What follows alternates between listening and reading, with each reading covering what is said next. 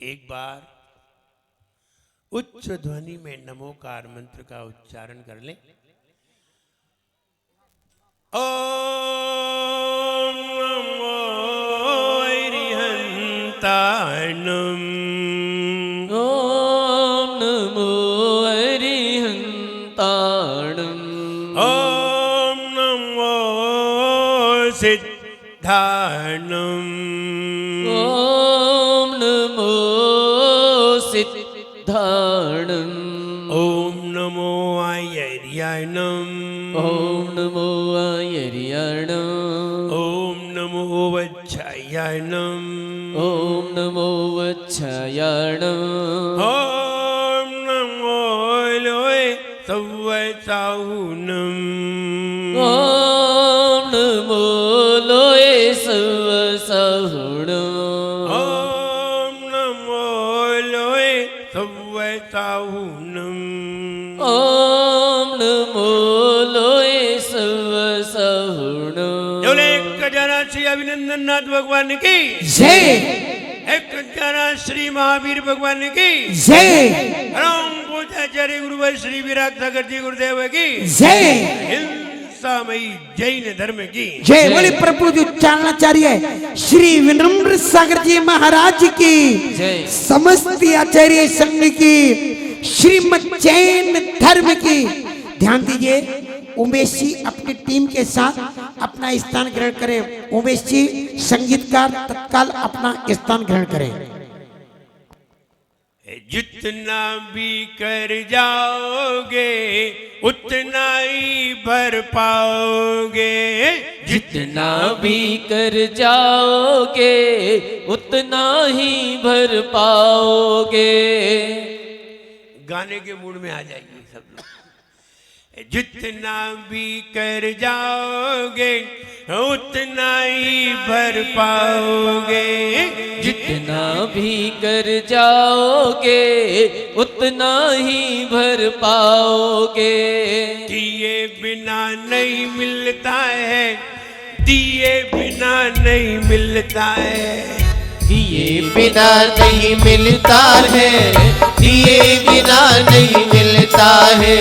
करनी जो कर जाओगे वैसा ही फल पाओगे।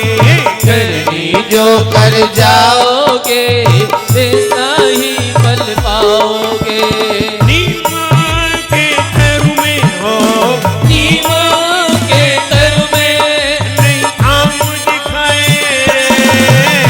जीवन है पानी की बूंद कब मिट जाए। हो जीवन है पानी की बूंद कब मिट जाए।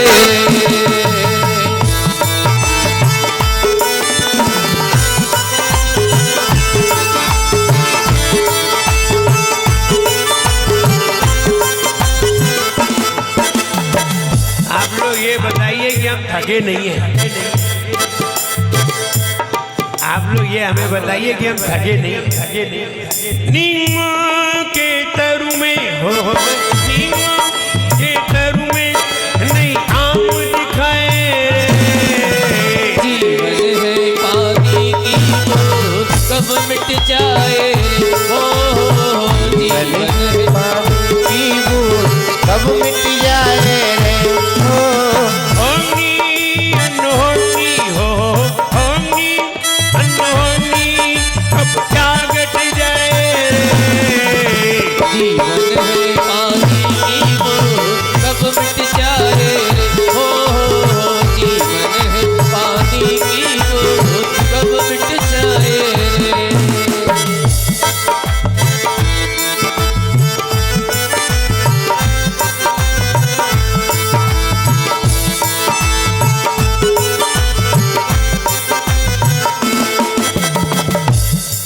श्रीमंदर भगवान के समोशरण में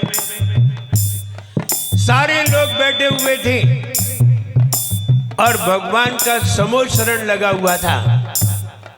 भगवान यद्यपि एक ही थे, श्रीमंदर भगवान एक ही थे, लेकिन वो चारों तरफ दिखाई दे रहे थे। ये समूह शरण में तीर्थंकर भगवान का अतिशय होता है। होते एक हैं लेकिन दिखते चार। यहां भी चारों तरफ भगवान ही भगवान दिखाई दे रहे हैं। लगता है वहां एक ही समूह शरण था, यहाँ 25 समूह शरण है। वहां एक ही तीर्थंकर थे, यहाँ तो 24 तीर्थंकर हैं। इतने सारे समूह शरण और इतने सारे भगवान को देख करके मन में ऐसा आनंद होता है जैसे सिमंदर भगवान के समूह शरण में ही विराजित है।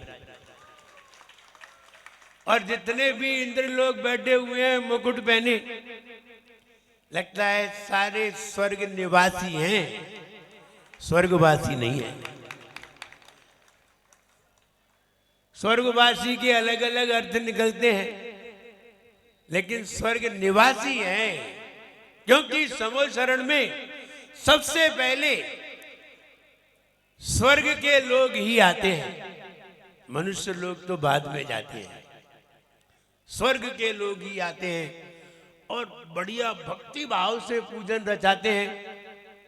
वो मेढक जरा से भाव करता हुआ भगवान महावीर के समूह शरण में जाने लगा।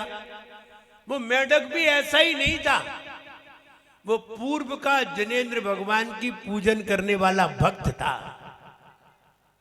पहले बहुत भक्ति किया करता था, सामायिक किया करता था, भगवान का चिंतन किया करता था।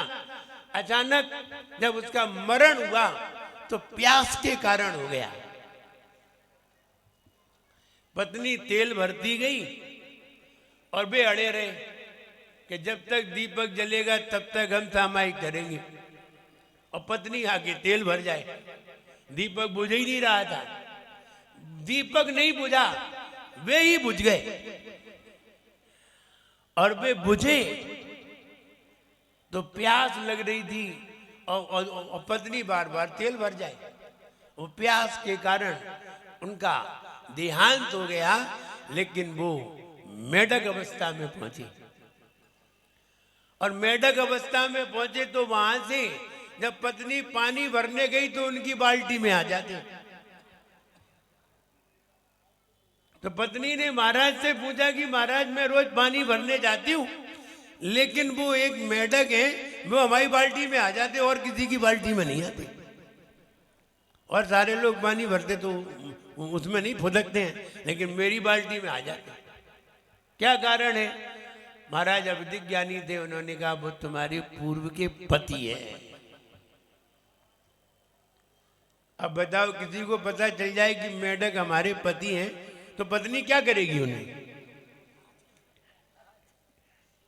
उनकी आरती थोड़ी उतारेगी, क्या करेगी? उन्हें पता चल जाए ये मेरे पति अब हैं तो हैं, अब क्या करें। मेढक की अवस्था में चले गए। भगवान की भक्ति तो बहुत करते थे, लेकिन वो उन्हें ले आई। अब की बार बाल्टी में आए तो ले ही आई, उन्हें इन्हें घर ही ले चले। तो घर पे ले आई और घर पे ला करके उन्हें एक गड्ढे में पानी भर करके बोले यहीं रहो। जब उन्होंने सुना कि भगवान महावीर का समूह शरण आया है, तो वो पूर्व के संस्कार जागृत हो गए और वे पहले भगवान महावीर की पूजन करते थे, तो मेढक अवस्था में भी पूजन करने के भाव आ गए। हम ये कहना चाहते हैं कि भगवान की आराधना करते रहिए, जे कहीं ना कहीं काम जरूर आएगी, काम भी सफल बनाएगी और तुम्हें भी ऊपर की ओर ले जाएगी। भगवान की पूजन कभी खाली नहीं जा सकती, यानी बेकार नहीं जा सकती। इसका परिणाम तो निकल करके आता ही है। और वो मेढक अवस्था में भगवान महावीर का नाम सुनते ही उनकी बुद्धि जागृत हो गई और दौड़ पड़े। वो भी चले, हम भी करेंगे भगवान की आराधना। क्या लेकर के जाते? तुम तो द्रव्य लेकर के चले गए, मोती लेकर के चले गए, माणिक लेकर के चले गए और द्रव्य लेकर के चले गए। मेढक क्या ले जाता? वो कमल का फूल लगा हुआ था सामने। और उसी में से ही एक पत्ता निकाल लिया। इतना बड़ा फूल कौन ले जाएगा? एक पत्ता लेकर के चला, लेकिन बात पत्ते की नहीं है, बात तो अंदर की भावना की है। तब ये लिखना पड़ा, ये दर्चा भावे न प्रमुदित मना दर दूर इह क्षणादासी स्वर्गी गुण गण समृद्ध सुख निधि लभन्ते सद्भक्ता शिव सुख समाजम किमु तदा वीर स्वामी नयन पथगामी भवतु न। तब ये लिखना पड़ा कि वो चक्रवर्ती तो अपने रथ में जा रहा है, राजा अपने रथ में जा रहा है, लेकिन ये पैदल जा रहा है। राजा तो अभी सैनिक राजा तो जा रहा है रास्ते में, और ये दब गया और दब करके मरा। क्षण में स्वर्ग पहुंचा। अंतर मुहूर्त में उसने अवधिक ज्ञान से जान लिया मैं भगवान की आराधना करने जा रहा था, उसके फल से मुझे स्वर्ग में सिंहासन प्राप्त हुआ। कहाँ मेढक तो कहाँ स्वर्ग का इंद्र। वे राजा सैनिक अभी रास्ते में थे, वो समुद्रण में भगवान महावीर के सामने खड़ा था।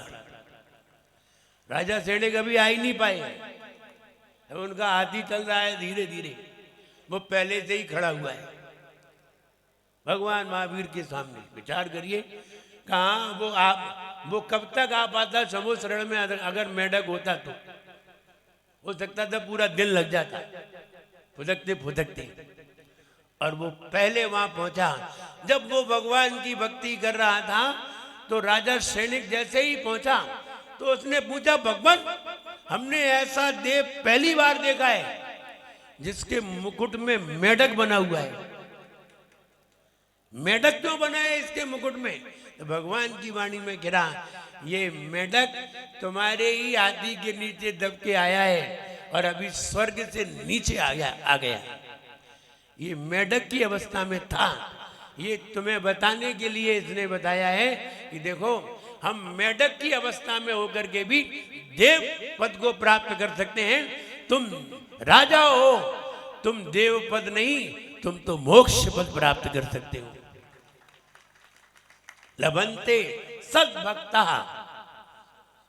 सच्चे भक्त प्राप्त करते हैं शिव सुख, मोक्ष के सुख को प्राप्त कर ले। किमु तदा, इसमें कोई आश्चर्य नहीं है। तो यहां सारे स्वर्ग निवासी, वासी नहीं निवासी, स्वर्ग निवासी भगवान की आराधना करने के लिए आए और भगवान का समोशरण की कल्पना कर रहे हैं कि सीमंदर भगवान का समोशरण भी ऐसा ही होगा, जहां सीमंदर भगवान चारों तरफ दिखाई दे रहे होंगे।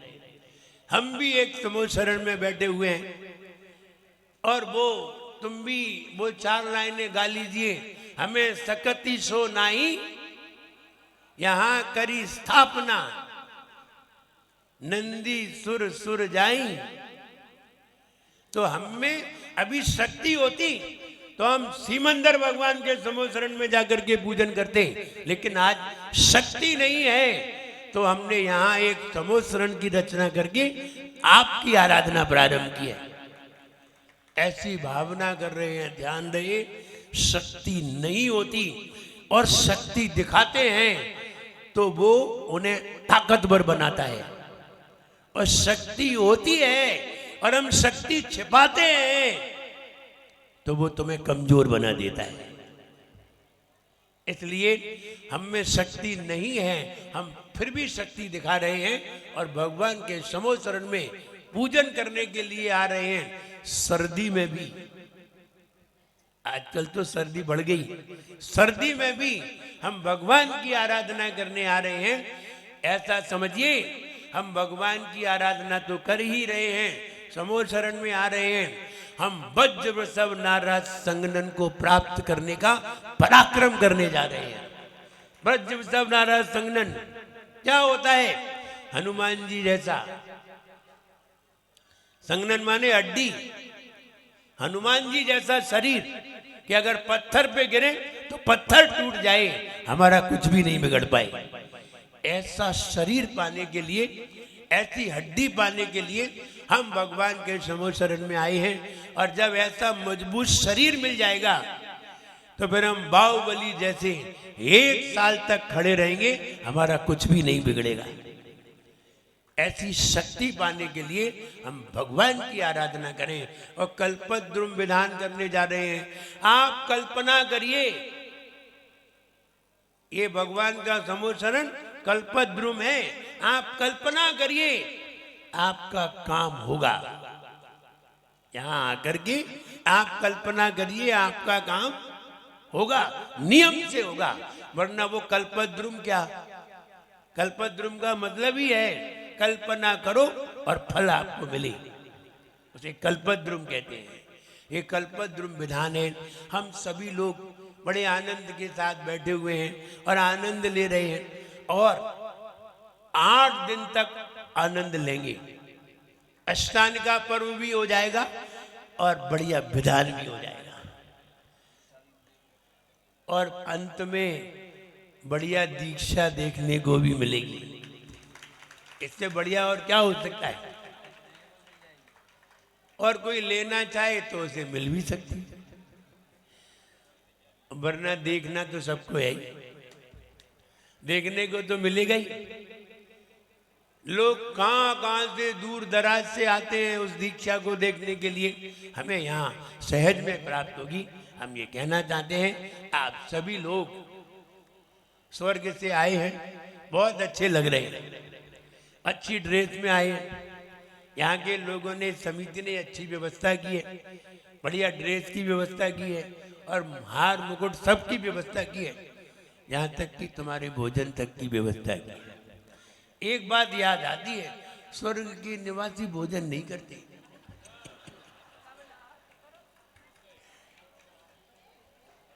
तो ये कल्पवासी है। कौन से स्वर्ग के? कल्पवासी हैं, यानी स्वर्ग की इन्होंने कल्पना की है। हम कल्पना से स्वर्ग निवासी हैं, अभी सही स्वर्गवासी नहीं है, लेकिन हमारी कल्पना ही भाव बनाती है और ऐसे भाव सभी के अंदर निर्मल परिणाम हो। समूह शरण को देख करके वो सीमंदर भगवान का समूह शरण याद आ जाता है, तीर्थंकर भगवान का समूह शरण याद आ जाता है और समूह शरण को देख करके, चारों तरफ भगवान को देख करके ये याद आ जाता है, ये भगवान का अतिशय है कि जहाँ भगवान साक्षात तो एक ही होते हैं, लेकिन जिधर से भी देखो उधर से दिखाई देते हैं। ऐसा एक अतिशय यहाँ भी देखने में आ रहा है। सभी समूह शरण में 4 भगवान चारों तरफ विराजमान है, इतने सारे अतिशय हो रहे हैं। आप सभी लोग उन भगवान की आराधना में संलग्न हैं। मेरा सबके लिए खूब आशीर्वाद है, सब लोग प्रसन्न रहें, खुश रहें और उनके जीवन में कोई भी बाधा ना आए, सारी बाधाएं उनकी दूर हों। मेरा सबके लिए खूब आशीर्वाद है, सब लोग खुश रहें। जय बोलिए परम पूज्याचार्य गुरुवर श्री विराग सागर जी गुरुदेव की। भले परम पूज्य आचार्य गुरुवर श्री विनम्र सागर जी गुरुदेव की जय।